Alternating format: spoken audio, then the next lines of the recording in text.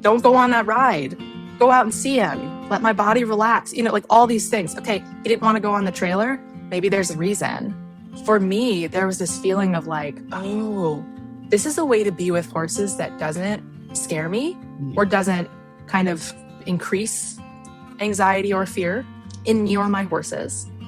But I think the foundation was in essentially dominance, right? And then, once he was doing what I wanted, I didn't have to be big and bad. But if the foundation is in dominance, he's like, well, if it gets really bad, I'm going to go. And that's what he showed me. Welcome to Horse First with Lockie Phillips, a podcast about paying closer attention to the horse, to the work that we do with horses, and paying attention to what's actually happening in front of us. Not what looks good, not what we've been told looks good, because sometimes we slow down and sometimes we speed up, but we don't pretend. I'm Lockie Phillips. Let's begin. Today we are joined by Hayley Josephs. Hayley is a horsewoman, former jeweler, Mustang owner, and one of the newest members of my teaching team. She is at a fascinating stage in her equestrian career where talent meets humility at the same time, and where learning and teaching are also happening at the same time. This is a conversation about becoming and how talent starts to become a teacher. Hayley, welcome to the podcast.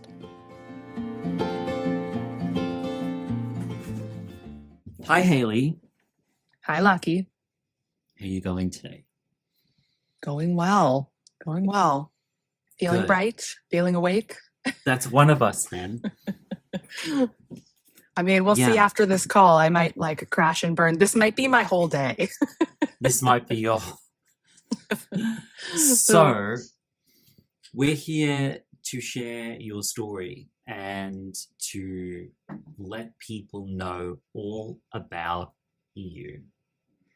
And this is important and it matters because a lot of horse people, when they transfer from being a private horse person into a working horse person, there are many gates we have to step through, pun intended.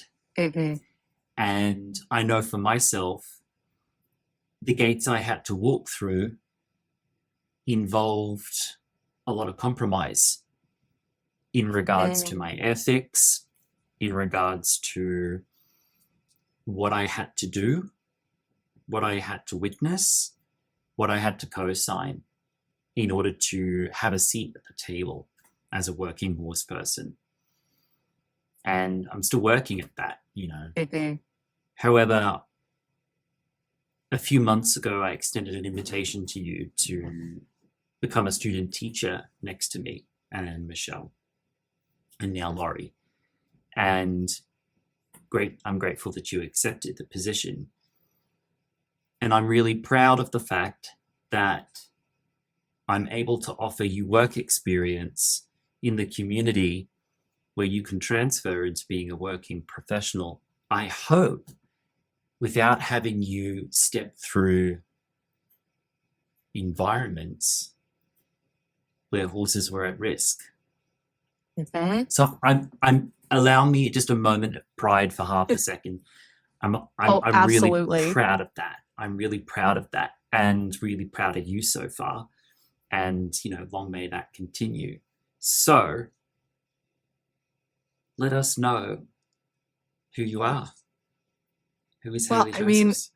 I feel like that's a great start because, I didn't grow up with horses, didn't have access to horses as a kid. When I was 13, finally, convinced my parents to let me take horse lessons. And at the time, I'd been doing, as a kid, because horses were not an option. My hobby was figure skating. And I remember when my parents were finally like, okay, I guess you can take horse lessons, but if you take horse lessons, you can't do figure skating anymore. And I was like, okay, bye. And they were like, really? Are you sure? Those skates so quickly in the trash. I know. And I feel bad about that because I think they were like, oh, okay, I guess we're doing horses now, we're doing Mm. horses. But, for me, my whole life, it was always horses were the one great love, Mm. right? Like one of my earliest memories is of a dream that I had so I must have been like 4 or 5, right? And in this dream, I was in my room. I think I was supposed to be cleaning my room, and I like pull aside a bucket and there's a little pony there. And it's like, my whole world is the best world that's ever existed. That was like, that's the kind of kid I was. And so I started taking lessons at 13. That was my 1 hour a week of like absolute contentment, my riding lesson. And I set myself up to go on a path to be in the equine profession. I wanted to be a trainer. So from the age of 13, you chose the pathway of trainer for yourself. And so from the age of 13, you were steering yourself in that direction. Oh, yeah. Yeah. Yeah. And I live in Fort Collins, Colorado. We have Colorado State University here. They have a really great equine program. Like, it was like, there's the funnel, like, just go. So when I was 16, my family was offered a free horse. His name was Wink. He was a 7-year-old paint. I know, free horse. So my parents were like, all right, I guess we'll go into it. And we knew that he had some sort of chronic lameness, but we didn't do the pre-purchase. Again, free horse, here you go. So we get this horse, we bring him to the barn where I was taking lessons. So we're boarding, and the vet comes out and she looks at him and she says, okay, scale of 1 to 5, 1 being perfectly normal leg, 5 being broken leg. His left hind is a 4. Like, it's a 4. And so it was like, okay, so we've taken on this horse, free horse. What can we do? And so we did what we could afford at the time, and what our vet recommended. And he improved, but not a lot. And so my parents were like, okay, well, you can't really take lessons on this horse. You can't really ride this horse. We have another friend who has a field. We could just go for free, like put this horse out in the field. They have another horse. The other horse, she was about 30 at the time. Her name was Sis. She needed a companion, right? So Wink and Sis were living in this field. And I think I've told you this before, but at the time I was so gutted because I was like, we won't be at our boarding barn. He won't have a stall. He won't, he's going to live in a field. And I was horrified by this. But it was like the best thing for him because he went out to that field and he just moved. He just walked all day. He grazed. And he found some semblance of soundness. So going from maybe a 4 to like a 2. So not maybe a rideable horse, but comfortable, right? Able to kind of navigate his worlds in a way that felt good to him. And for me, it set up a situation where I had this horse who was my best buddy, and I couldn't use him. He couldn't bring me fame, fortune, glory. He was just my friend. Just my friend. And that was a really beautiful thing, a really beautiful time for me.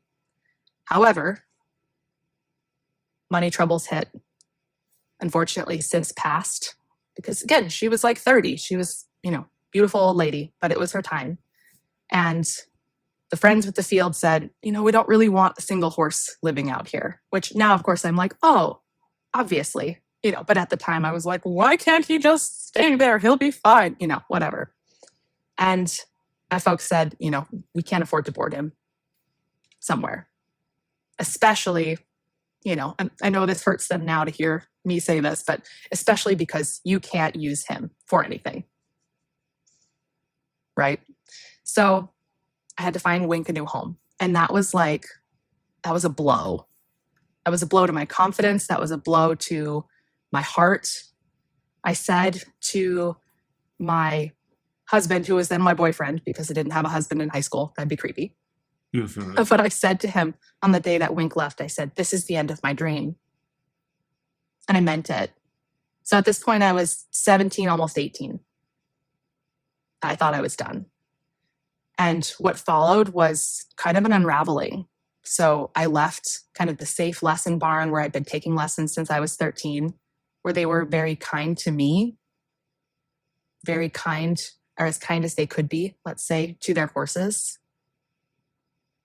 And I went to, in quotes, the serious jumping barn, where I took lessons from an emotionally abusive woman. Damn. Who in 6 months broke me. Her claim to fame in my mind is that one day she told me in a group lesson that I was very effective on a horse, but not very attractive. Wow. That was her teaching method. And so by the time I left there, it was like, I had this sense of self where it was like, I couldn't save my best friend, Wink. I couldn't save him. I couldn't fix him. I couldn't make him worthy in the eyes of the world. And so I lost him. And I couldn't hack it at this serious jumping barn. So I don't think I can be in the equine industry. I don't think I can do it. And so did a complete 180 of like 2 weeks before I was supposed to start at college. I went into, with what degree? With what degree? I was going to do equine science. Mm-hmm. Yep. Pursue that training future. And then 2 weeks before class started, had my, 18-year-old's crisis and was like, oh my God, I can't. Here are all the reasons why I can't. And I went into mechanical engineering. Okay. Yep. And so spent a year there just struggling and getting through and pushing myself and not really feeling much of anything. And after that year, I thought, this isn't what I want to do, but I'm not ready to go back to horses. And so where I ended up was art, which was a place where I could be really technical, really detail oriented, which was like the component of the mechanical engineering that I was like, oh, this is great. Math, I really like math. But I could feel a little bit. We can start to crack that door open again. So I made a lot of art about horses. And I made a lot of art about me. And yet there was still space, right? And so after I graduated with my art degree, I kind of dipped my toes back in. I took an equine massage course, again, from a really great woman. It was 6 weeks. It was like every day we went out to this ranch in the mountains. So she had partnered with a dude ranch. And these horses would literally line up down the fence like, all right, my turn. Pick me. Pick me.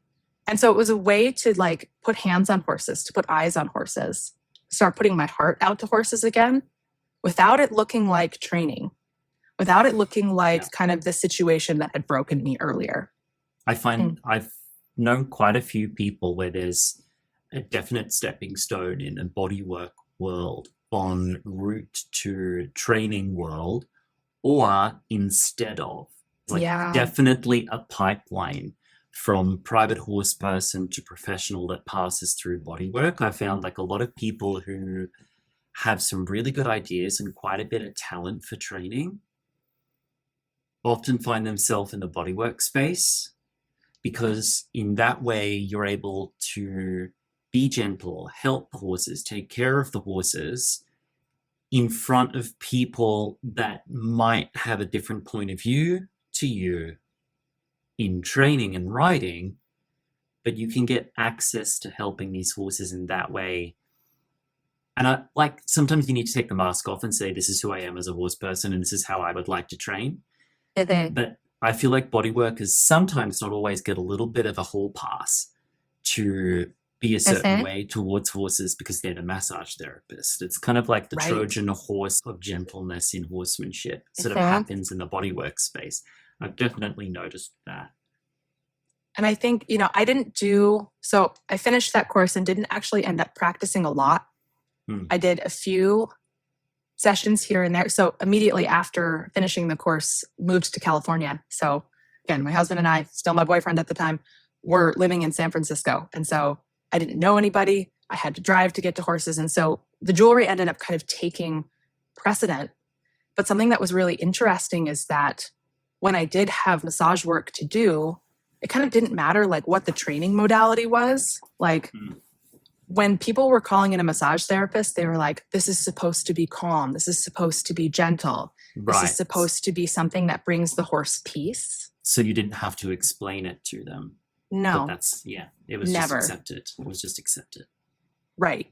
And it was like, As if training isn't work on the body. But anyway, I digress. Right. And, it was interesting that, older horses that were retired, that didn't have a purpose anymore, could still get massage. Right. So it was like, again, like the door is just cracking open that little bit more to let something in. And again, once we were in California, I decided to start taking some lessons again. And so once a week, I would drive south of the city and I would take an hour lesson at a barn. And again, so it's like slowly dipping my toes back in. And sometime in that first fall, I got this idea in my head that I was going to get a wild horse. I was going to get a Mustang. And, 22, I was like, yeah, I can do it. Cool. Let's dip my toes back in. And after many months and some heartbreak and some, worry and anxiety and so many things that kind of crashed down on me, I ended up with Cirrus. It was still my main training, riding, exploring buddy. Yeah. Love him. And we've been together 10 years now. And in that time, it was like, okay, well, now I have my own horse, right? So I got to slowly work my way through the gentling process. I'd never gentled a wild horse, never gentled any horse. I'd never started a horse under saddle, did that, in a way that now I'm like, oh, girl, you were on the edge a lot. You were on the edge a lot. And I would do it differently now. But with Cirrus, I was able to slowly start developing a skill set. And at the time, I was using specifically Pirelli DVDs. So it's kind of like, okay, if I do it, if I watch videos and work on it myself, nobody can critique me. Nobody can break my spirit. Nobody can tell me I'm doing it wrong. That was where I started. And then very quickly I went, oh, who will tell me is Cirrus. Cirrus will tell me. And so pretty quickly, like, he was my accountability buddy. And over the years, it built to the point where it was like, largely, not all the time, but largely, what other people say doesn't land in the same way as what he says to me. Like, he's the beginning and the end. If he says yes, we do it. If he says no, like, we step back from that. But again, I was not going to go into horses professionally. This was my hobby. My profession was the jewelry work. I don't know if I said that specifically. When I got my art degree, I got a BFA in jewelry making. And so I'm doing the jewelry work full time. That's my job. I had my own business, was going really well. And in all of my free time, it was horses, right? Any free money I have that goes to the horse hobby in some way or another. How does one get free money? Tell me. How does one get free money? What is free? I'm joking.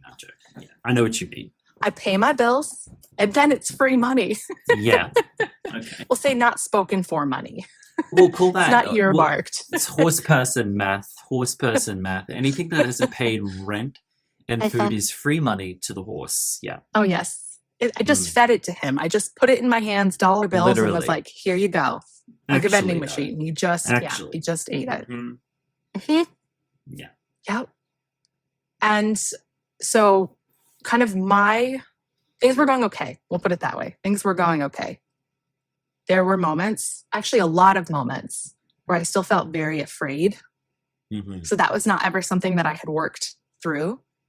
Old fears. And I think, the fears that I have and that I had specifically around riding, like, they're so well founded, right? Tiny human body on big horse. Like, I think that's the root of it. But as a young person, I had, again, 1 hour a week in a riding lesson to be with horses. And so if I had fear, that would have kept me from horses. So my love for horses was such that it was like, okay, even when I'm worried, even when my body tells me this might not be safe, I'm going to do it. I'm going to get on, I'm going to ride. And so there was an element of fear that kind of became baked into my horsemanship. Sort of omnipresent, but it's like, it was just part of it. And for many people, that remains true sometimes for their whole life. That fear is baked into the work. It's baked into the activities, the lifestyle. and it becomes so normalized that people are numb to its presence, and it morphs itself into the DNA, into the tool choices, into the technique. Yep. It's And then everywhere. when we see fear in our horses, we go, oh, this is also part of it because there's fear in me, right? And so I think that was kind of always a low hum for me. And it all came to a point on a day in May, in I guess that would be 2020. So it's been 6 years. And I went on a trail ride. And it was like kind of a shit show from the beginning, right? So like I didn't sleep the night before because I was really nervous about it. And I showed up at the barn like, jelly-legged and like, oh, I'm really scared. And I caught Cirrus and we went to load in the trailer and he didn't want to load. Of course he didn't want to load, right? Because I'm sitting there going, please go on the trailer, as my whole body is like shaking. And the woman I was working with at the time, so my trainer, was like, okay, we'll get some grain, we'll try a stick, we'll do all the things. Again, peak natural horsemanship times. And he eventually did go on this trailer, but it was a slant load, but one of the back doors was a tack room. And so he had to load through kind of a skinny door, and he loaded into the last stall. What a terrible design choice, by the way. Like, sometimes I look at these trailers and I'm like, did these trailer designers ever meet a horse at a trailer before? No. Like, what on earth? Anyway. No. Yeah. So, yeah, and because it was tight, like, I couldn't lead him on. We were going into the last stall, right? So he goes into this slant load stall, and because of the tack room, it's almost like the sliding gate or the swinging gate is already closed. In the space of that stall, this limber, stretchy little buddy turned himself around and came back out forward in a panic, right? Wow. And so good for him. I know he was like, hell no, not like this. But I think that when he did that turn, he crunched his back a bit. I mean, how could he not? Even being, made of rubber and even being a small guy, like I'm sure he pinched something and I'm sure it hurt. And so he came back out forward. And my trainer was like, all right, we'll put him in the first stall. So she unloaded the other 2 horses because it was a 3-horse. And she, let me put him in the first stall. So I was able to walk him in. We closed the gate. That was actually fine. But still, I'm going, full body shakes. So we get to the trailhead. We unload. He's with like 3 of his other best horse buddies. And so like that was something in our favor. He was actually really, what I remember is he was really curious, pretty calm. We tacked up, no problem. We did some circles, no problem. I went to get on, and the minute my butt hit the saddle, so this is why I think pain, even though I was like, shaking, that wasn't, that little bit of fear was constant. And so I don't know if this was like that much higher of an amount of fear for him. Like, I think he kind of expected that for me, but something about when my weight landed in the saddle, he took off like a bucking bronco. And this is not a horse that bucks. He's just not. He's never been a bucker about anything. And so he bucks me off in the parking lot. And I got up as he's, kind of moving away. And I said his name. I said, Cirrus. And he turns and he looks at me. And he says, hell no. Middle finger, takes off into the mountains over the hills. Gone. Like, can't see him. And my trainer's like, I'll go get him. So she hops on her horse and like heads out over the hills. And I'm standing in the parking lot, like trying not to cry. My whole body is tight. I'm numb. She brings him back and she says, okay, get on. And I think I did one, like, I'll just wait in the parking lot. I'm a really fast hiker. I'll just walk. And she was like, no, it's okay. Get on. What? And I was so numb. I did it. And she ponied us for a long time because he was crow hopping and sidestepping and essentially being like, get off. And I was just a stack of potatoes, like really small, not making any sound. And it was an hour and a half of excruciating pain on my part because my body and hurt. For him, probably. And for him. Absolutely. Yeah. Absolutely. And we finished it. And I remember like one of the other women who was riding with us was like, I would not have gotten up after that fall. You know, I definitely wouldn't have gotten back on, but I wouldn't have gotten back up. You're so brave. And I just remember being like, I don't know what I am, but that's not it. Not brave. That's not not brave. it. Yeah. Right. And I remember so I have some pictures from that day after the ride has finished. And I'm standing there and I'm smiling and I'm like holding his nose and his ears are forward and I'm wearing sunglasses. And I remember that I just was like, I'm so glad that I'm wearing these sunglasses because behind the sunglasses, my eyes are dead.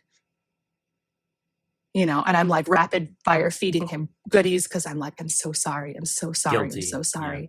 Oh, and I should have been guilty, right? Like looking at it now, when I didn't sleep the night before, when I was so anxious that I was like, I can't sleep, call it. Don't go. Don't go on that ride. Go out and see him. Let my body relax. You know, like all these things. Okay, he didn't want to go on the trailer. Maybe there's a reason. He turns around in the trailer. Okay, there's definitely a reason. Don't go. Don't do it. I think and I wouldn't, you know how I am when it comes to guilt, right? I think guilt is a landfill emotion. It's a totally, it's a dead end state to be. Of course, I understand what you're saying, but I don't think you should have been guilty. I think you should have been responsible, the ability to respond to the situation rather than guilt. In retrospect, what happened, hindsight is 2020. You made a series of choices. Not all of those choices you had full autonomy in, because how could you have had full autonomy in them when you pass through a horse world that seeks to sometimes not slowly chip away at the personal autonomy, not just of the horses, but of the client themselves, to be subservient to the directives of the instructor at all times. And so when your instructor said, hop on, it didn't occur to you to say, oh, love you very much, no thank you. That sounds like a really bad idea right now. Maybe I need to be responsible. But of course, that instructor was also adhering to a script that was written for her by someone else. Right. And she needed to say that. She needed to say that because all horse trainers, let's say in the mainstream placement, at some level have looked to their left and their right and signed silently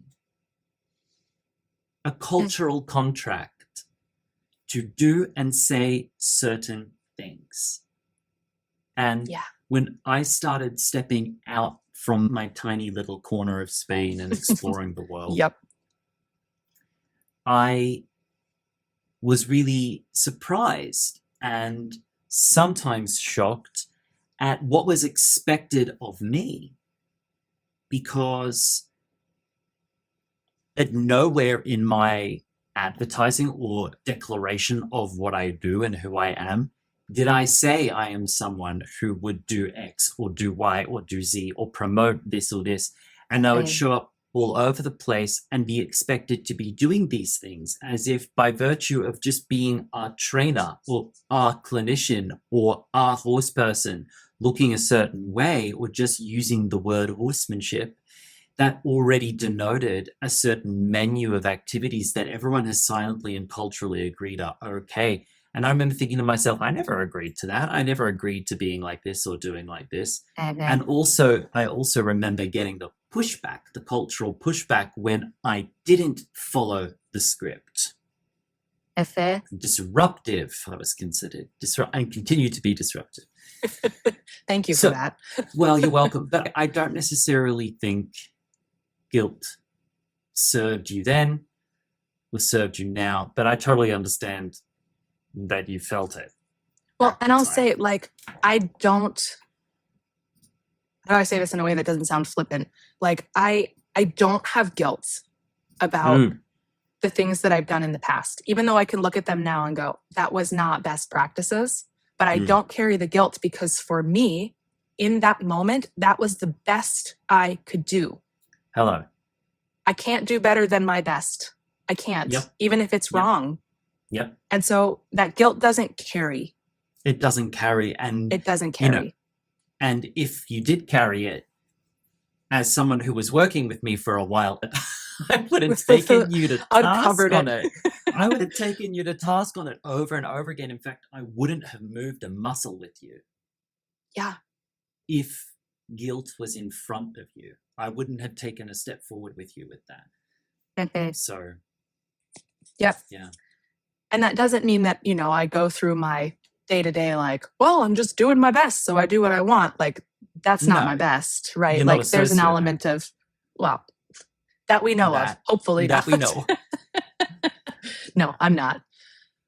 But to bring it on back, we had this experience, and the only advice that I received after it was to lunge him a lot before I got on, Okay. right?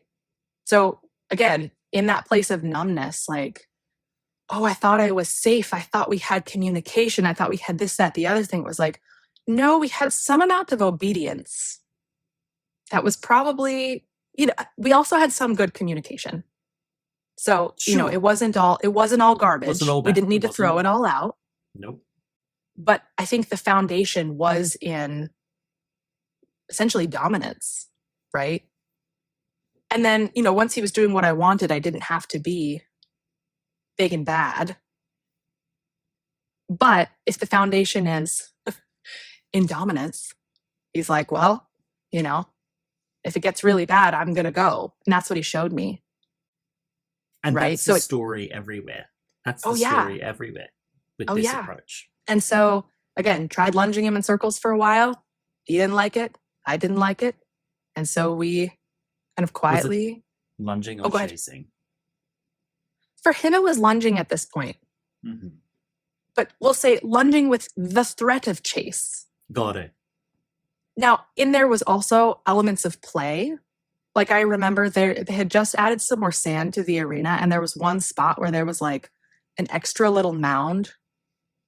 So, very deep sand. But he had this thing about this mountain of sand that he liked to go to it and then charge away. Like, he would seek it out. This was a giant arena. I think it was 200 by 400 feet. Huge. And he would go to this one little pile of sand and be like, I'm going to do it. I'm going to do it. And I would say, yeah, go do it. And he would step in the sand and go, wee, and, fly all around. And so I was always trying to build in things like that. But we were also going to do circles, right? We were going to do Mhm. circles. So quietly kind of stepped away from lessons. And in this time, my husband and I also decided to buy our own farm. And so we decided to get a second horse. And in comes Miss Paloma, also a Mustang, but I didn't gentle her. So she, was gentled by somebody else before me, had a lot of training before me, came into my life. She had done mostly positive reinforcement. And so I quietly said to myself, my natural horsemanship failed me. I'm gonna kind of start to pivot, and I'm gonna go positive reinforcement. There's another pipeline. The Mhm. natural horsemanship to clicker training pipeline is very real. Yeah. And yeah, we should clarify and say that's what I'm talking about here. Not positive reinforcement as the umbrella term, but clicker training specifically. She was in a clicker training program. Yes. And so I was like, I'm getting this clicker trained horse. This will be great. And when I picked her because she was a Palomino mare. And Cirrus loves Palomino mares like a weirdo. He meets a Palomino mare and he says, that's my girl. I love her. I just love her. Do you And- know what his ahead. mother looked like? I don't. And I don't know what color he was before he turned gray. Mhm. I don't have records of that. The first picture I have of him is he's probably 4 and he's full dapples. Okay. No idea of the base color. There is Palomino. He's from an area in Wyoming that does have Palomino, but I can't say for sure. Mhm. I also suspect that Speculation. either his mom or somebody in his herd that he was close to, Yeah. but I can't know. Mhm. Yeah, by the time I found him, he was running with a pretty big herd, but I had 3 or 4 other gray buddies. They looked like a boy band because they all had like massive forelocks and they're all a bit scruffy and yeah, boy band, but can't say for sure. Mhm. So Paloma joins. When I picked her, I was like, oh, she's so calm. She's so sweet. She does what I ask. She's going to be the easy horse.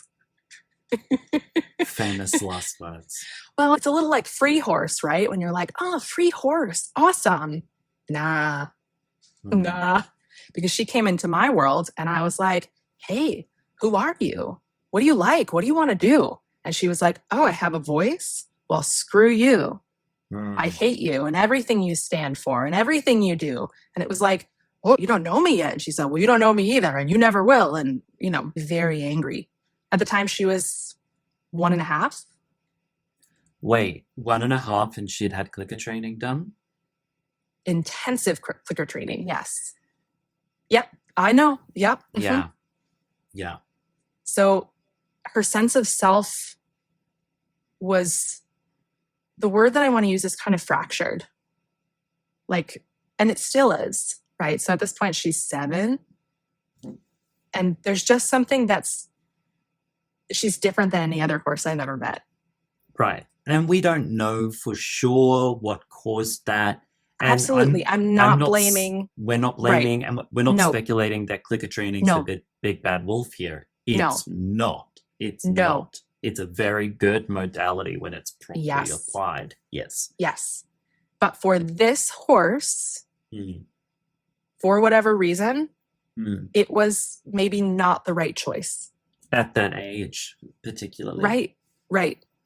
I think at that age, there's the only training that should happen is feeding. Yes.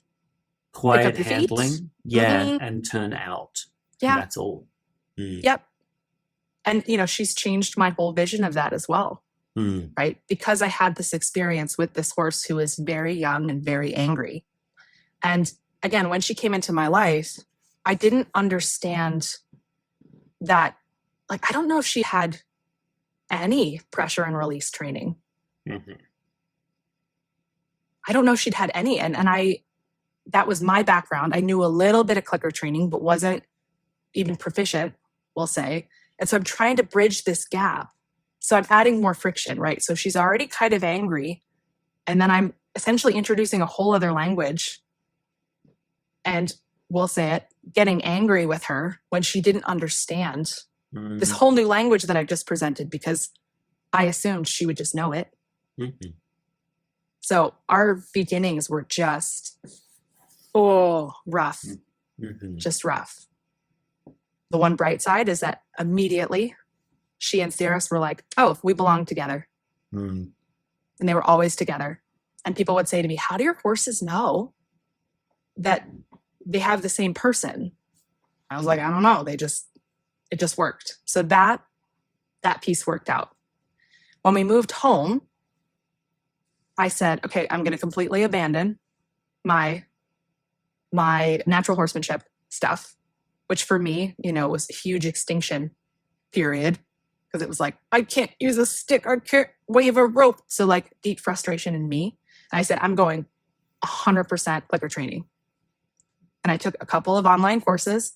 One was pretty bad, and one was actually really good. And after about a little more than a year, it just landed in my body that pure positive reinforcement clicker training work is not me.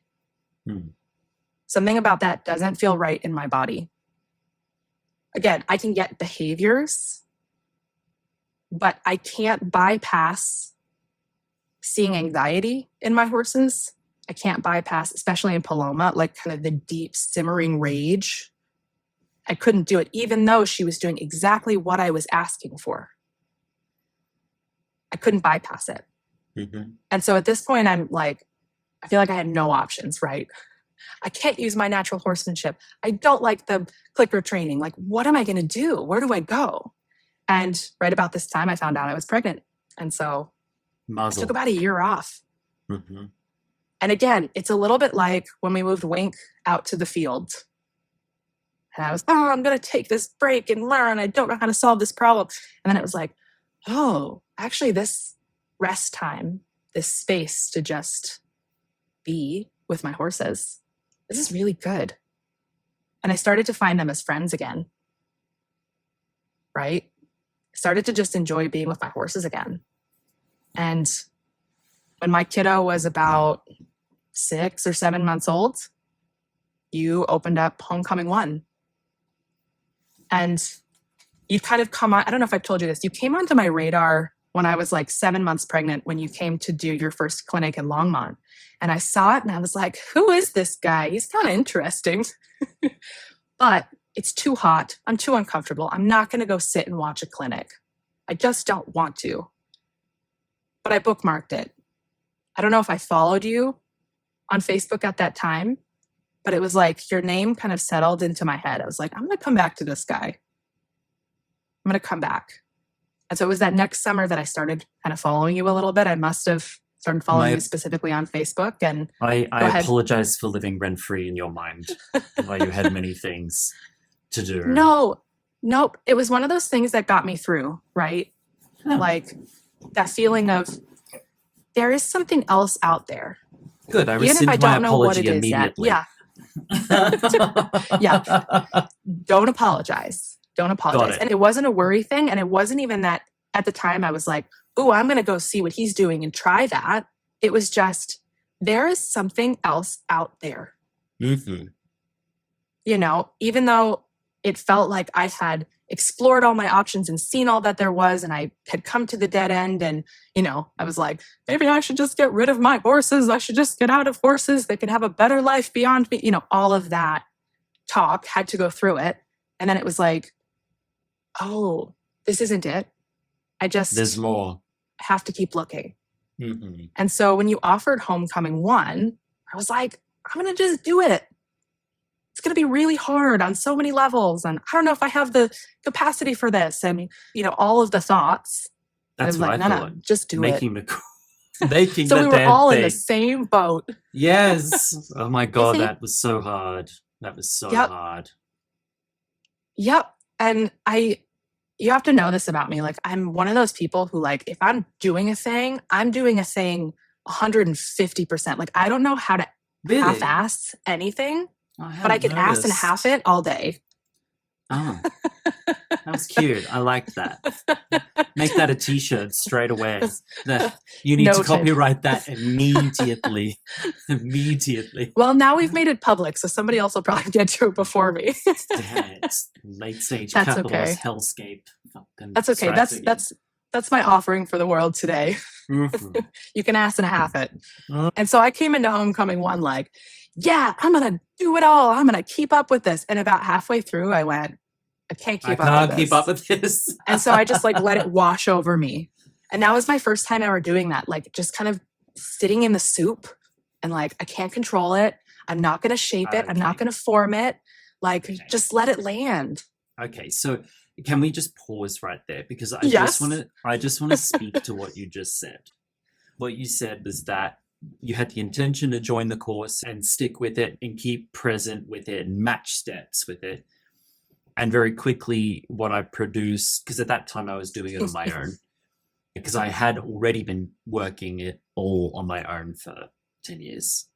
The course quickly overwhelmed you and most of the people. I think there was probably in each Homecoming course, there's maybe 3 or 4 people who keep current with the content from start through to finish.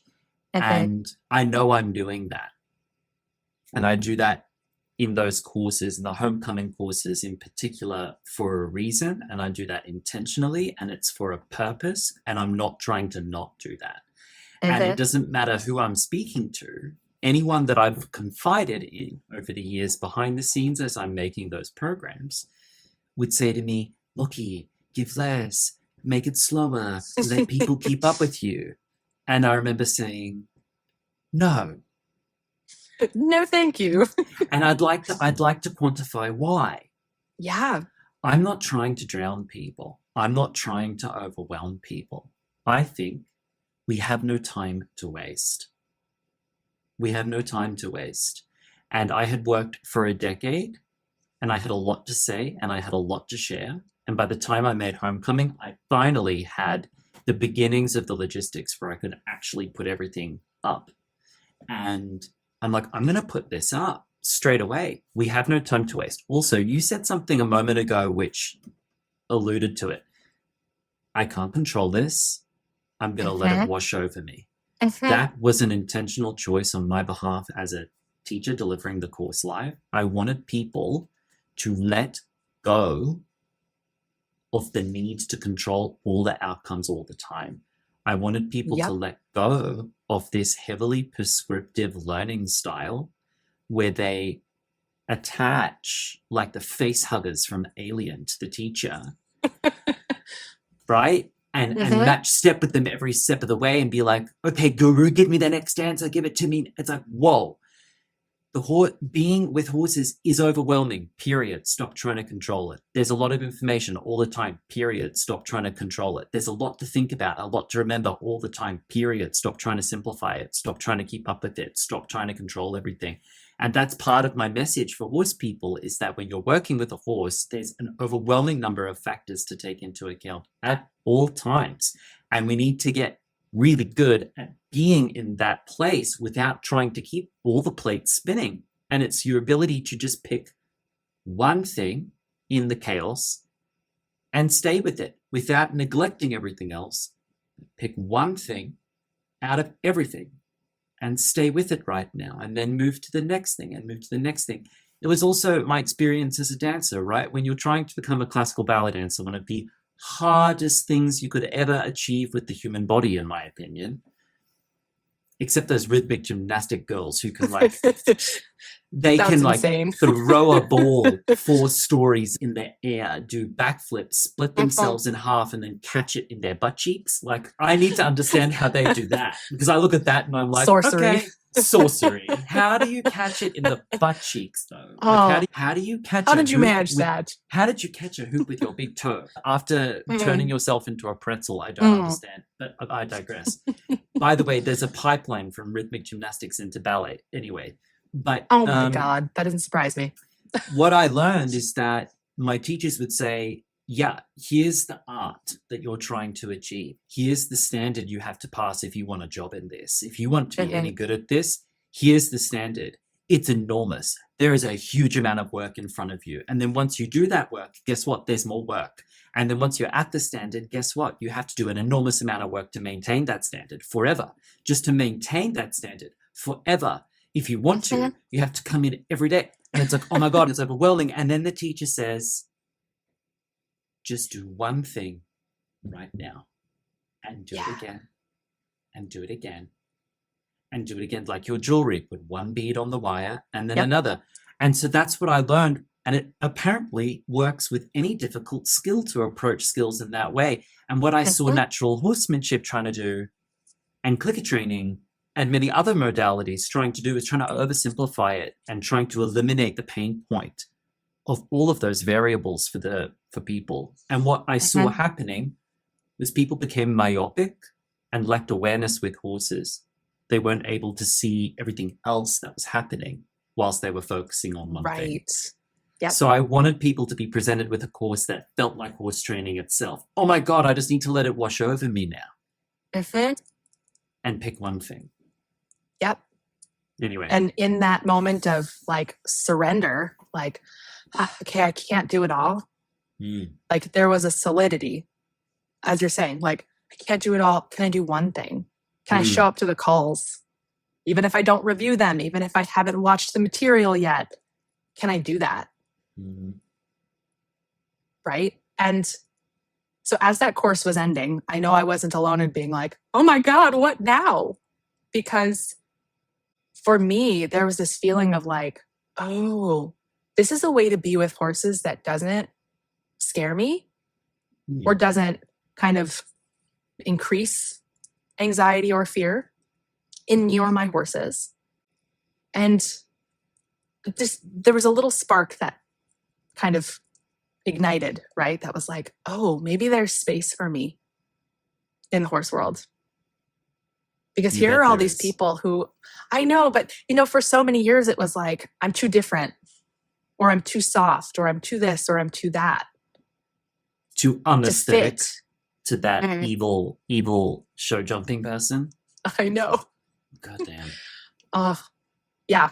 And it was like, there's room for me. That was kind of how I was coming out of homecoming 1. Like, I don't understand it all, I can't do all of the things that you've presented, but I can see that there's space for me. And I can see that, you know, some of the skill set that I've built with Cirrus specifically doesn't need to be thrown out. And some of the parts of the clicker training that I experienced don't need to be thrown out. It just doesn't need to be like this pure, only one option, Hallelujah. which is very fragile, right? It's very fragile. Right. Mm-hmm. Right. So it was this, we want to put it this way. It was the door opens again and it's like, oh, there's something that's more robust that feels more just like being with horses and interacting with them in a way that is natural and not forced and largely peaceful. I mean, there's still frustration. Learning produces frustration, but largely this feels doable. And towards the end of that course, you announced that you were going to set up a couple mentorships. Mm-hmm. You said you were going to do the advanced mentorship. And because there were so many people interested, you also said, okay, I'll do like kind of a little bit smaller, a little less intensive foundational mentorship. And I applied. And the first thing I did was I wrote you literally a novel. I wrote you a whole novel. No, you don't have it. I promise you don't have it. Because I wrote you a novel and I didn't send it. Can I just say? Oh. Can I just say? Yep. At the risk of telling on myself. Go for it. We're both giggling. It's fine. You know what I'm going to say. Mm-hmm. Thank you for not sending me that novel. Mm-hmm. Right, because probably there was a lot of, I'm going to guess, some projections going on. Oh, there was a lot of baggage. I like unloaded my full thing of baggage. It was like, what? Word vomit. Can you hold this for me? And I'm quite used to that because if you're telling me this story about, oh, there's space for me. Oh, Lockie's opening this door that appears to have this robust universe on the other side of it where I don't have to be just one thing with horses anymore. I can fully integrate all the pieces in a way that's largely peaceful. Another way to describe emotional horsemanship, fully integrating all the pieces that's largely peaceful. Right? It's very Ken Wilber of it all, but I digress. I'm quite used to people coming and being like, look, and like sometimes that's the overwhelming bit for me because I can't control that and I shouldn't actually step in and I shouldn't try to connect with someone when they're in that state with me because they're very vulnerable.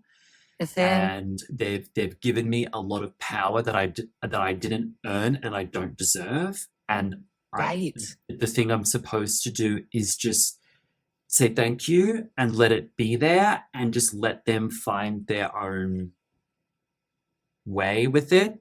It's like that's a dead end for me. I can't really. I'm not safe to step in. They're not safe for me to step in. Then. So thank you for not sending me the novel. What did you do with that? I deleted it and I went, again, complete 180. So I did like the word vomit, like emotion dump.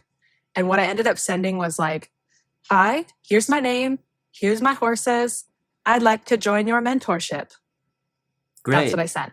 And I think we'd had maybe one lesson at that time. And I don't know if I told you this part.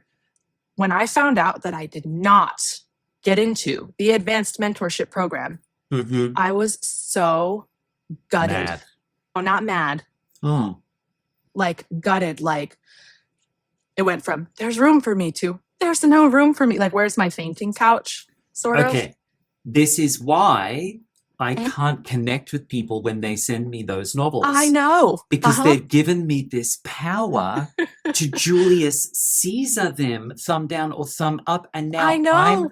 I'm suddenly arbitrating their well-being and it's hugely inappropriate. I didn't ask to be this person. I'm literally just a dude trying to make a living in a way that I can sleep at night. You know? Yeah. And for me, you have to know, like, there's no ill will. I'm so glad that you did that because what it allowed me to do was take a breath and go, okay, what do you want? You know, if it's not going to be handed to you, if it's not going to be slowly metered out, if it's not going to be planned, what do you want? Are you going to continue this work self, or are you going to go find something else? Like, you got to choose. Wow. Right? Wow. And so I sat with that. I think that was like the month of December. I'm so fascinated because this is, for me, this is like hearing the other side of the story for me. Because I guess I speculate what people's experience is of me when I'm literally just trying to be a good horse person, be a good teacher. That's all I'm trying to do. And yet there's all of this other mishagos going on that I'm aware is part of the bag, right? It's not something I've necessarily signed up for, and I absolutely can't control the outcome. And some people have this experience and then they go from the novel saying, I love you, like too much, into on the knife's blade, I say one thing that challenges them, and I'm the absolute enemy on the other side. That has happened to me so many times with clients that are having a hard time finding their autonomy or finding their own stability. And what you just described is the journey towards finding your own center. Right. And it was this moment of realizing, like, this isn't actually Lockie's story and I, Hayley, am like a character in it. No, this is my story and Cirrus's story and Paloma's story. And if you can help us, you get to be part of our story. And if you can't, we'll leave. Exactly. That's all I want to do. That's literally all I want to do. I don't need anyone to be a character in my story or them in mine, because this is just a professional setting, you know? Right. And you've had experiences with instructors that said bullshit things to you, like you're effective on a horse, but you don't look good. That kind of scenario is like benign compared to what a lot of people experience from horse trainers. So it's unsurprising to me that a lot of the horse people who are seeking assistance don't know what it feels like to work with someone who's trying to be professional and personal at the same time, just literally wanting that clean line in the sand. And I mean, you remember like a year ago, we were out to dinner with a group of people in New Mexico, right? I was there as the person you're all hiring as your teacher. And at the dinner after the clinic in New Mexico, I said to everyone at the table in no uncertain terms, I'm inviting all of you to actually have a personal relationship to me now. I'm actually opening that door and allowing you to relate to me in a non-professional way, because all of you have shown the ability to hold your center around me and not be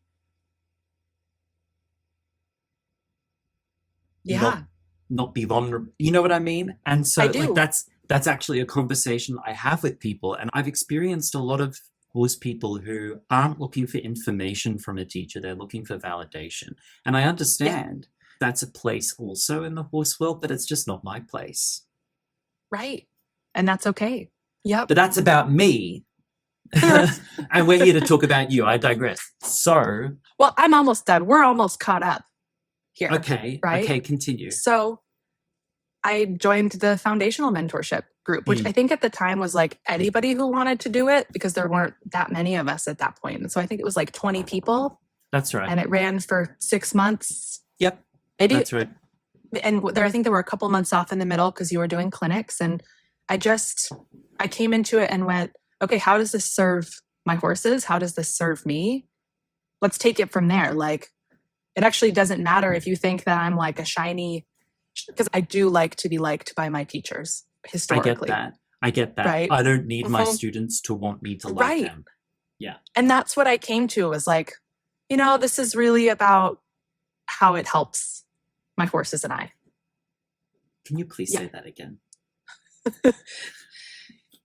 At the end of the day, if it's helping the person and their horse, that's what matters, right? So for me, the work that you were teaching helped me and my horses. Mm-hmm. And that's all I want to do. And that's it. Yeah. Because, you're not here most of the time.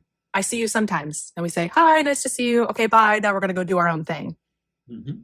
Right? And that was the beginning of that. The beginning of like breaking that mold of when I have a teacher, what they say is, the most important thing and I have to stick to them and I have to follow that. It was like, no, it actually doesn't matter anymore. No, there shouldn't be no enmeshment. There Right. should be no enmeshment between a student and a teacher at that level. There shouldn't be. It's Everything's very separate. Yes, Mhm. correct pedagogy protects both the teacher and the student to learn the craft and focus on the craft. The student should not at any level be interested or aware or concerned with caretaking of the feelings of the teacher. That's narcissistic attachment.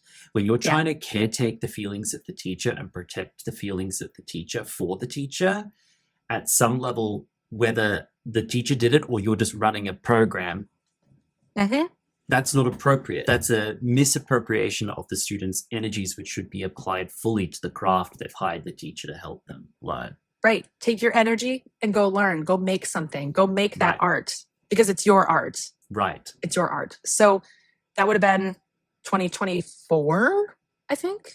And in that time, I also got to come and bring Cirrus for one day of a clinic, again in Longmont. You only came for one day? Yeah. So it was a 3-day clinic because That's right. when I found out about it, I reached out to you and you said, all the spots are filled, but we might add a third day. And I said, if there's a third day, sign me up. Sign me up. Amazing how I forget those details. I'm glad you remember though. It was a while ago. You don't need to remember. It's fine.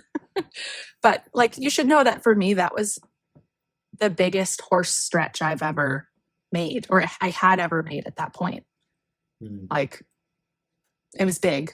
It was big. And to have gone through it in the moment, I would have said survived it. But then to look back and go, you didn't just survive it. You did great. I actually remember you learned you a lot. You did great. Yeah. Mm-hmm. Yep. And I think that was the first one that was filmed, but I haven't gone back and watched it because something about the lessons that I took from it the first time, I was like, that's enough. I can't go back and watch it because I think to myself, who's that guy? No. That guy is. I don't know him. I don't know who he is. He's obnoxious. He's terrible. I don't like him. That's what I think. But that's between me and my God. Yeah. Yeah. Don't tell yourself that. Don't do it. Just don't watch. Just don't watch. But yeah, at the end of 2024, you ran Homecoming 2. And I thought, I'm going to sign up for that as well. The mentorship had ended. And I said, I want to keep learning. And again, it was the same sort of thing. This time I was more prepared. And so I think I actually kept up with it a little longer simply because I was less rigid about it. You don't have to remember everything. Let the information come. You can review it later. If you miss this part now, you'll probably pick it up later in the course. It's just gonna, and it's what fine. I did was I poured Tabasco on the fire and then kerosene, and then I turned it all the way up with Homecoming. Which is so funny. For me, I feel like Homecoming 2 was the easiest one for me to just integrate. Wow. Well, it just landed and I went, great. That makes a lot of sense because Homecoming 1 was kind of for people who are ready to start working intermediate stuff, right? Who are just starting. Homecoming 1 was all about people who are just ready to start learning clean, violence-free groundwork symbols with their horses. Inside curve, draw, yield, halt, like 4 elements split across 8 different techniques taught, really clean and simple. That kind of clean and simple approach kind of needs people to be kind of clean and simple and ready for it. But Homecoming 2 was a totally different point of view. I'd had someone say to me, look, Lockie, you need to make something that's a bridge for people. You need to make something that allows people to come from the chaotic world they're coming from and enter into this clean and simple place where you live, right? And I was like, I don't want to. I was drag kicking and screaming into that notion. But then I just went, well, I've got this old webinar called Selfless Writing. I could bring that forward again and expand upon that. And if we are to be selfless writing, maybe I can be selfless as a teacher for 13 weeks and just deliver something that isn't my first preference to deliver, but I can just deliver it. And so you kind of needed a bridge at that point. So it makes sense that it was sort of easier for you to digest that course. Yeah. Yeah. And that was really lovely. I really liked Homecoming 2. I don't want to pick favorites. That one's up there though. They're all up there. How do you pick a favorite? I'm glad you liked it because for me, that was the hardest one to teach. I Also, know. there was stuff behind the scenes that had nothing to do with the course that was making it especially challenging. But That was the hardest one to teach because it was just the hardest one to teach Okay. so far. So, yeah, there was a point. Oh, it was in November. So it was right after my birthday. One of our dogs passed really suddenly. And I know that seems like a side tangent, but something about being in that course and losing her, out of the blue was like, wake up. You don't have time to mess around. What do you want to do? So the year before had been like, do you want to keep kind of training like this? Do you want to go check out something else? No, I want to stay here. This is cool. I'd like to do the mentorship programs. Yeah, let's stick with this. The second year was like, no, it's time to get out there. It's time to go find people. It's time to share, the things that I'm gathering, because it's too good to just keep to myself. And when our dog passed, it was like, this is the moment. Go. Figure it out. Start working on it. And that was something that had to start on the inside, small, but build and build and build. So in 2025, I got to join another mentorship group. This one, I think, was still called the Advanced Mentorship Group. Yes. Last year. Yeah. But, it was lovely. Loved that group. Was just learning and growing and learning and expanding. So it started small and then it started to kind of compound. And do you want me to talk about the letter? Yeah. My strongly worded letter. Yeah. For me, it was strongly worded. Yeah. So this is about a year ago, about halfway through last year's mentorship. There were just a couple things because you were running, I think, 4. There was kind of lesson scheduling stuff happening, and it was just tricky. And I'd had a situation where I got the booking link for lessons and I was traveling. So I was trying to do it on my phone. I couldn't get it. By the time I finally got it through, all the lesson slots were gone. Right. And I was like, man, this is not working. And so I wrote you a letter. You had a Karen coded moment. Just a little, just a touch. Just a little bit. Just a little bit. Yeah.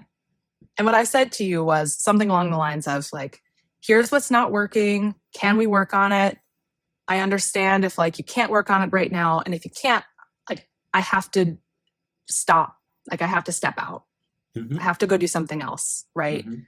I love being here. And this is an investment. Mm-hmm.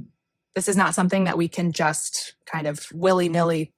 I didn't have enough free money at this point to just throw out a mentorship. Right. And it was I want to get in the industry. I want to teach. I want to share. And so I have to be working towards this. And if you had said okay, you got to step out of the mentorship, that's no big deal. Just know that I probably would have just gone, okay, I'm going to go learn from Michelle. So it wasn't that I was going to leave this whole community, because it's a place that I really love all the people. I really love what I can learn. I really love what my horses tell me. But yes. And I always want people to know that the door is always open to come and to go. Yeah. And I sent you this email a little bit shaky. And I said to my husband, I was like, well, this might be the end.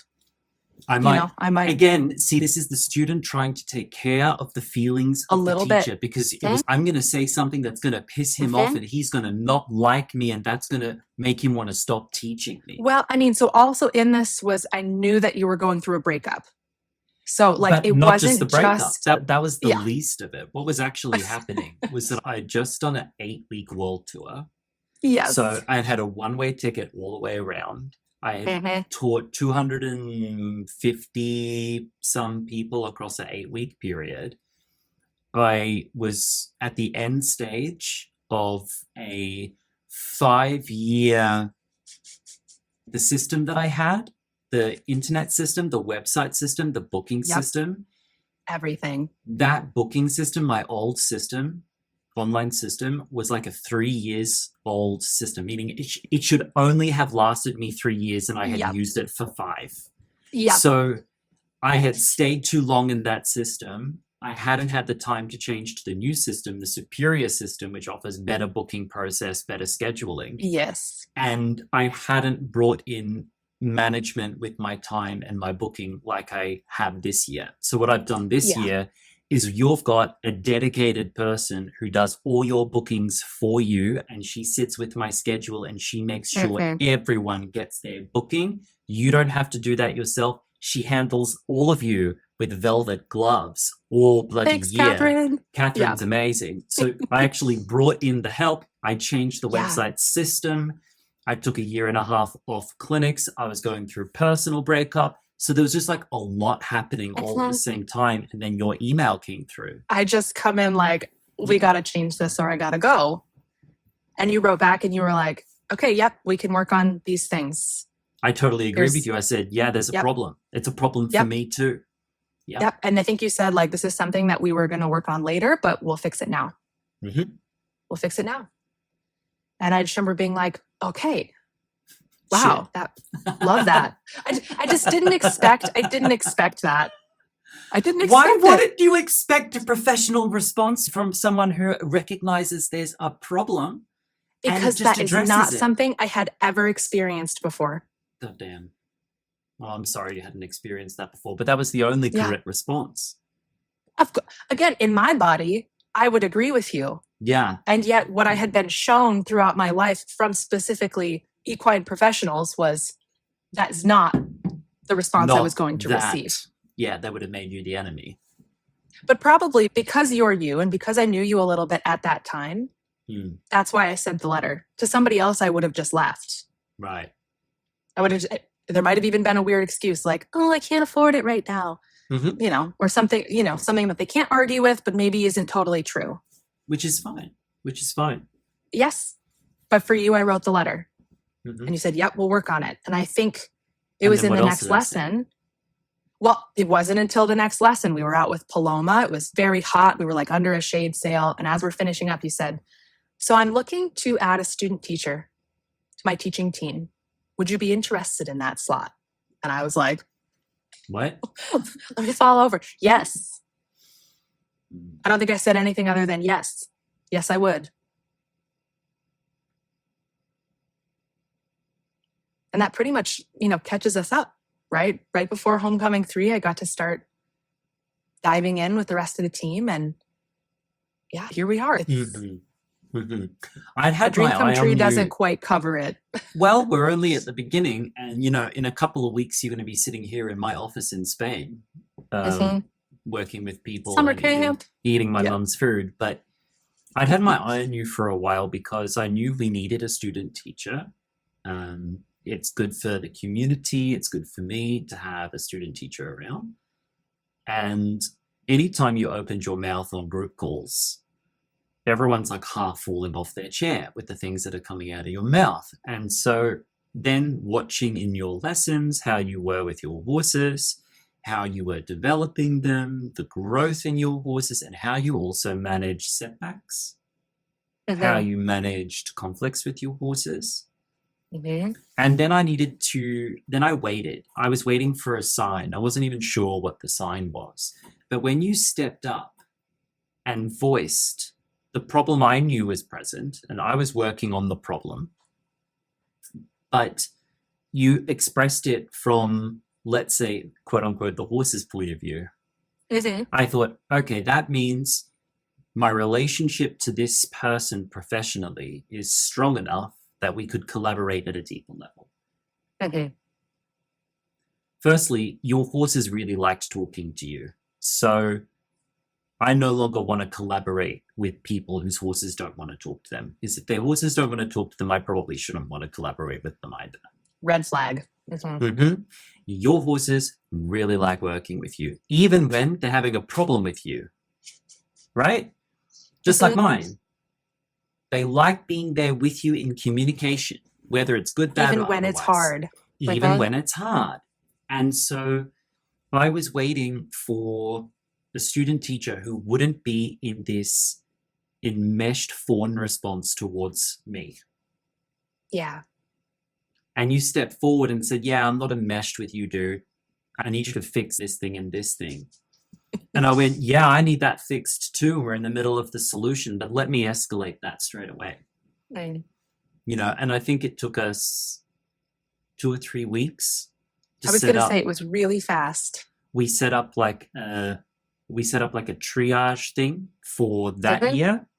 And then whilst we had triaged that year and made it solid for that year, then we worked on the following year so that this year's been really easy. Because, Yeah. I'm not one of these people that wants things to be perfect before you begin. I go out there and I try and I build the ship while I'm sailing it. And if Mhm. I'm going to collaborate with someone, I want someone who can say, Lockie, there's a leak below waterline. It's over there. It's over there, right? So I can't partner with someone who's like, yeah, no, everything's great, or says nothing while their feet are wet, Mhm. And so you did that so well. And so then I went, she's ready. Now it's time. Now she's ready. Mhm. Yeah. But it's So- been like a slow growth, right? A slow Correct. build. Correct. And it should be. Yeah. Hayley, I'm going to Yes, ask you Lockie. some uncomfortable questions. I'm good. My favorite. What is your talent? That's not uncomfortable. Well, for some people it is. I'd be very Oh, okay. uncomfortable answering that question. But okay. I have lots of talents. So I would say that one of my biggest is pattern matching. My brain picks up lots of little details and it's able to string them together, usually in a meaningful way.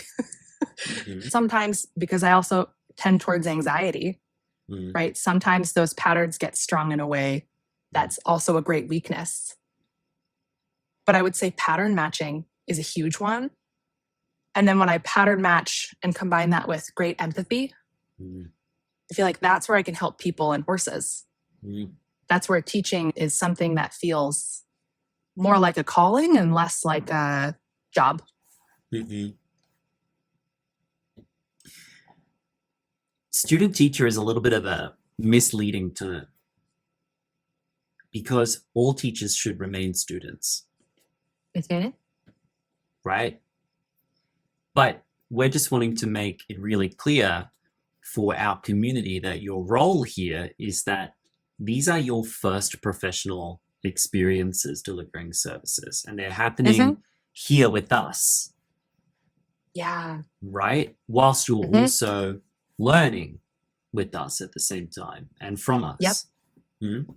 And so what do you think happens when a teacher stops learning? I feel like when you stop learning, it's like you stop moving. Like everything starts to kind of solidify and get a bit brittle. And when we're dealing with living things, Or crystallize? us. And so if we're alive, if our horses are alive, if students are alive, which I think they are, as soon as we start to get really stuck and stop moving, like can't really help anymore. Mhm. Literally and figuratively. Mhm. Mentally not moving, physically not moving, emotionally Mhm. not moving. Mm. Yep. And it's a What- tricky place to be because I think that once people start to get a certain mastery in any medium, Hmm. there's this desire to want to not be uncomfortable, right? Because if we're learning, there's a little bit of frustration, there's a little bit of discomfort, there's a little bit of push and stretch Mm. that's happening naturally. And it's like, because I found this in jewelry too. Like once you kind of know your rhythm, you know the skills, it's easy to just be like, well, I'll just do what I know. But that's you stop learning, Mhm. right? Mm. And it's the light goes out of your eyes. Ask me how I know that. And then it's hard to get started again, right? Mhm. Which brings me to the creative mind in horsemanship, because I think part of that problem is your creativity slumps. And the very nature of work is in itself repetitive. My mother Mhm. was a jeweler also, but she said, Lockie, the design part, the creative part, the quote unquote fun part of my jewelry business was like 1% of the business. The rest of it was a lot of boring, repetitive work, giving yourself Oh my God. carpal tunnel. I was just about to say, till you're like, I used to wake up some mornings and not be able to close my fingers. She used to bring me to her company during school holidays, and I would sit there for 6 hours and thread Swarovski crystals onto wire in a certain order. 6 hours. She's like, you got small fingers, so there you go. That's your job now. Yeah. You're Child like, labor. great. She paid me. But That's nice. so how do you keep yourself creative, even though it's early days now of getting some work experience in the community? What are you doing to stay creative now so that we don't wait for when you need to be creative? Do you know what I mean? I do. Are you speaking about kind of my own work or in the teaching work? Both. Okay, so I'll speak to the teaching first. Something that has struck me as very different about teaching folks as opposed to kind of sitting working on jewelry work is that everybody who comes to a lesson, even if I worked with them now for a few months, every time they come, they're a little different. Every time their horses are a little different. And so that variety is always making my brain kind of sparkle and have little fireworks and little light bulb moments. And as I'm working with a few more people, it's like, oh, we talked about this in that lesson over there. Let me pull that and we'll, try it here and see if that also helps you. Oh, it did? Great. Oh, it didn't? Okay, let's try something else. And so it's like the target is always moving sort of in how to offer help to that particular pair. And so in that sense, creativity it hasn't yet been a problem. Like it just seems to be sort of built into the process. As long as I come without ideas of what this is going to look like, and I don't usually, it's like, it could be anything. I have to be ready for anything. And that's great. With my own work, sometimes it can get a little trickier. And I would say that I'm currently in a creative slump in my own work. And I think part of that is that, and we've talked about this between the two of us, that the winter here was very mild. And typically I take kind of a winter break when it's snowy or really cold. We don't train. And that kind of allows ideas to build up again. And we worked really consistently through last year. We worked really consistently through the whole winter. You did. And holy God, we didn't take a break. So we're taking a little bit of a break now and just allowing small play sessions, a little bit more discipline, right? Go out and just try something. On my really low days, it's like I'll set a timer and I'll say, we're going to play for 10 minutes. I don't know what it's going to look like yet, but 10 minutes just to kind of get some ideas flowing. And almost always my timer will go off and I'll be like, go away. Screw that. Now we're in it. But sometimes it's that little bit of like, you just have to get out there. So what my teacher my jewelry teacher at college told me was, as long as you go into your studio every day and sweep the floor, it's a good day, right? Because you'll go in and you'll start cleaning and then you'll be like, oh, look at that over there. That's interesting. Maybe I'll follow that little trail. Oh, look at that over there. Ooh, what about this idea? Oh, suddenly I have like tapped back into whatever creative flow is kind of coming down. But it's like, it's when I'm low on creativity, it's like, you just have to get there. Get my butt out the door.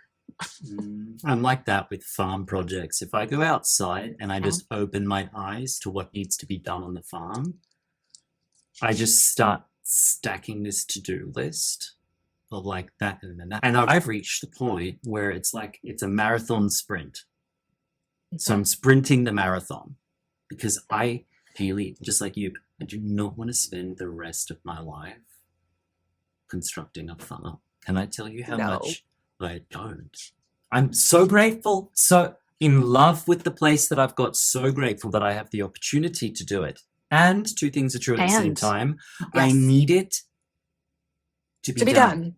To be done. Yes. I walked into the hardware store the other day, which is like a big box store. I walked in, and out of the 20 people working the register, 3 of them turned to me and went, "Oh, hey." You were like, dang it. I was like, you're not supposed to know who I am. And then when I'm at the checkout, the lady was like, "Do you speak Spanish yet? I'd love to come and take lessons." I'm like, "Oh, damn, like they're not supposed to know who I am. My carpenter goes to the hardware store and comes back and said, oh, they were talking about you at the hardware store. I'm like, okay. You're like, no, I don't like this. This needs to be done. So, okay. Yes. And the other bit I'd like to allude to, and maybe I'm saying the quiet part out loud now in a public setting. Anyway, Go for it. when have I ever not? That's kind of your style. There's a transition that happens when you start teaching people, I've noticed. All of your creativity that you used to pour into your own craft, you are now dividing out across many artists. It's a little bit like a champagne fountain. You pour into the first cup and then it overflows and then it into just spills cascade, over. right? It doesn't mean that there's not enough, because typically if you're in a professional setting or a professional person or in a leadership role, that means you have a unending fountain to give, right? However, it just takes a little bit longer for all the cups to fill up. And sometimes what I've noticed is that at the end of the day, what I'm left with for me is discipline to go out and do it when you're tired. I was walking down my stairs the other day and I thought, God damn, I used all my horsemanship today on them. And I'm not angry at that. I'm not angry at that. In fact, quite the opposite. Enormously grateful. Enormously grateful. Enormously grateful and willing to do that. Want to do that. Have directed myself in wanting to do that. So what I'm left with is something else, which is not less than. In fact, if anything, I think it's kind of more than. Because what you're left with is the truth. Now, the great Russian dancer Rudolf Nureyev, he was a famous workaholic, but he was also one of the greatest artists of his generation. And he said that I prefer to dance when I'm tired because my body is more honest with me. And I remember some of the best classes and best performances I'd ever done was the day after a night out when I was still a little bit tired and maybe also inebriated, because then I had my 20s were very interesting. But and any of my dancer friends who are listening, you're all nodding your head saying, "Been there." Because what you do is you suddenly economize, because you're not fireworks, you don't have surplus, so you've got to direct it to exactly the right places you need to send it. And therefore you have to be way more technical. And then you start to discover, okay, if I've got surplus energy, you kind of just pick up all the paint and throw it at the walls and you'll color canvas. But when you only got a certain amount of paint to paint with, what exactly do you want to paint right now? And what that does is kind of narrows the focus and like applies yourself to the actual technical discipline of the craft in a way more honed in way. So what you're supposed to do is go ahead and serve people and give all of that to them, give it all to them, and be left with just the seeds for yourself. So what you're talking about right now is my experience of parenthood. Oh, okay. So Good. I just want to say, like, if I didn't have Remy, who's my 3-year-old human child now, if I didn't have him, I'm glad and I he's had human, still, by the way. I feel like I have to like differentiate Why? because sometimes I'm talking about my cat kids and we're going to get a puppy next week and, you know, then I'll have another dog child. And so the horses are never my children though. For whatever Right. reason, they're like, because they're big, horses. but also they're like, we live outside, we got this. If I had gone on this kind of same, we'll say emotional horsemanship journey without having my kid first, I don't know that I would, well, I definitely wouldn't be the person that I am. But what you're talking about is like, up until maybe this year, pretty much all of my work with my horses has been in like 20-minute chunks. We've made great progress in 20-minute chunks because I can't mess around. I can't, you know, floof over here, out a little over. Like, it's like we go and we do the thing. But I hadn't thought about it quite that way. So that's giving me a little more nuance to play with in my own mind. Yeah, I'm going to keep thinking on that. And now you have client children. No, they're not my children either. They live There's outside? a very distinct line. They live outside, at least outside of my house. They're on my screen, but that's not quite the same. That's like a window. You don't live in my house either, so. I love it. Yeah, because there's a responsibility when you're teaching horses through people, you do need to be aware of how you're doing that and what that's doing to you. Mm-hmm. Yeah. So what I'm gently saying to you is this like moment now, this creative slump is not just because you worked of the winter. Mm-hmm. It's not just because you worked all the way through. Because at the same time that you worked all the way through, you've also been for the first time pouring into a group of clients.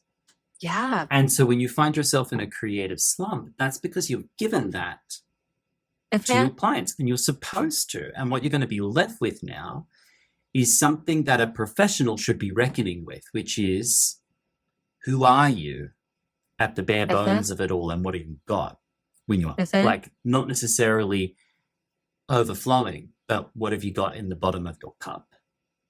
And when you work from that place and you can build from that place, you become rock solid. It means that your craft is no longer sitting on the tides of your life, where it's not getting blown from tree branch to tree branch, depending upon whatever condition you're in. It can mean that you can be in the middle of the toughest time of your life, and you will show up. You and I both, Rex, you're in the same group of clients right now, because you're in one of my mentorships right now. We've got some people in our group who are really going through it. Yeah. I'll tell you off the record about what's happening with one person with their health. Yeah, they're in really difficult health situation. And this morning, they showed up for a lesson. Wow. They are also a working professional. They said, I have to. I love this person. I need to. I love this person. I have to. I need to.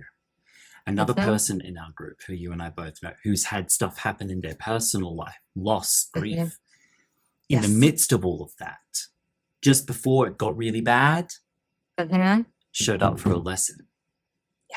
I said, yeah, at this point, they could say on the news, comet striking planet tomorrow, or Putin has launched the nuclear warheads, the apocalypse, 12 hours. And we both agreed with each other that we would say, good, let me just work on my half holds quickly. I've got some time. I've got some time.